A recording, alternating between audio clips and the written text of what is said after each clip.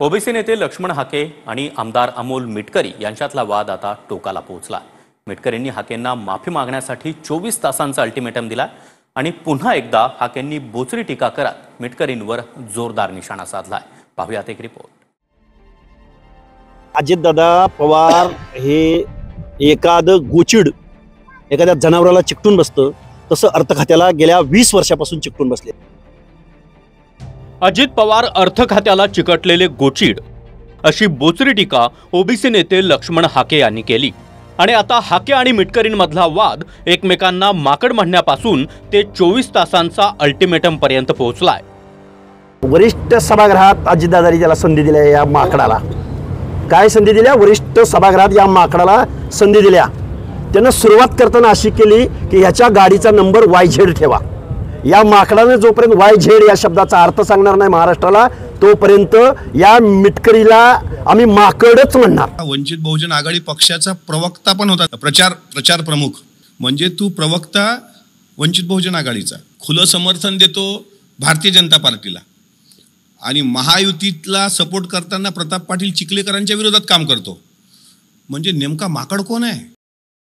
जो इशारा भीमराज सेनेने दिलाय की जिथं कुठं तू जिसशील आणि जिथं जिथं थोबाड उघडशील त्याचं त्या पद्धतीने उत्तर तुला मात्र दिलं जाईल।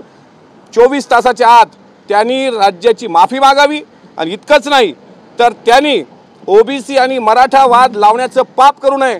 हा डाव उधळण्याकरता डॉक्टर बाबासाहेब आंबेडकरांना मानणारा हा सर्व समूह, सर्व 18 पगड जातीतले आम्ही लोक एकत्र आलेलो आहोत। या गर्दुल्ल्याची अमोल मिटकरीची माफी। कोण अमोल मिटकरी? जो ब्राह्मण समाजावर टीका करतो, मिमिक्री करतो, तो जो भाजपच्या सत्तेमध्ये याचा नेता उपमुख्यमंत्री पदावर बसलाय। आधी अजितदादा पवार ना विचार ना आचार ना कुठल्या काही गोष्टी।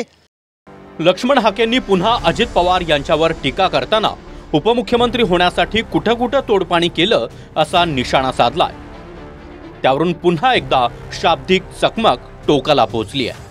अजितदादा पवाराला उपमुख्यमंत्री होण्यासाठी सत्तेत जाण्यासाठी अजितदादा पवारांनी महाराष्ट्र सोडून कुठं जाऊन आले, पाटाचं लपून छपून, आणि तिथं काय काय तोडपाणी केली बोलायची का? विमानातनं काय कशाचे पार्सल गेले बोलायचं आम्ही?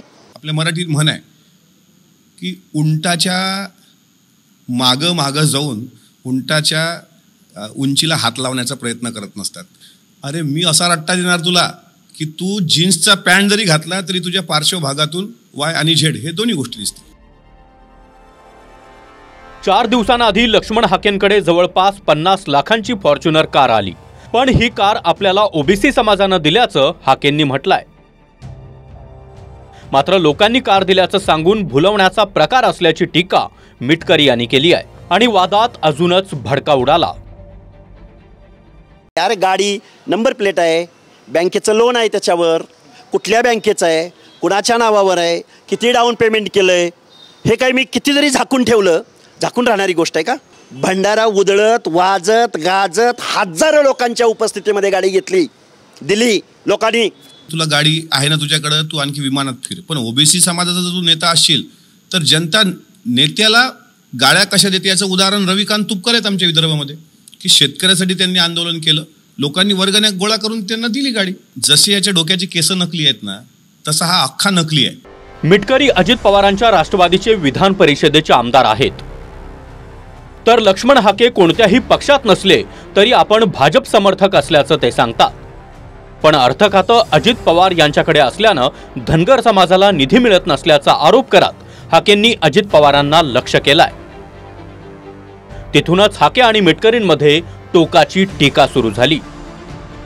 पंढरपूरहून रवी लव्हेकरसह अक्षय मंकणी, TV9 मराठी।